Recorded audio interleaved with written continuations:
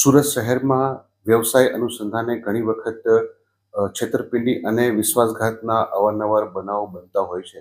એ બનાવો પૈકી લા મેન્સા હોટેલ રેસ્ટોરન્ટના ભાગીદાર શ્રી પરેશભાઈ સાથે એમના જ ભાગીદાર રવિ ગુરસિયાએ વિશ્વાસઘાત કરેલ.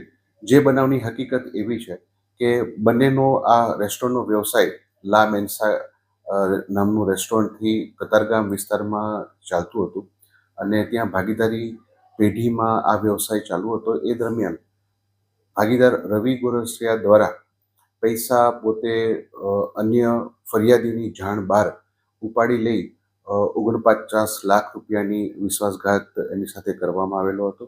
અને ભાગીદાર રવિ ગોરસિયાએ પોતે જે જમીન માલિક હતા એમની સાથે પોતાના પર્સનલ સ્ટેટસમાં એ ભાગીદારી કરાર બંને મેળાપીપણામાં રદ કરી અને પરેશભાઈની જાણ બહાર જ તે આ વ્યવસાય બંધ કરાવવા માટેના પ્રયત્ન કરેલા.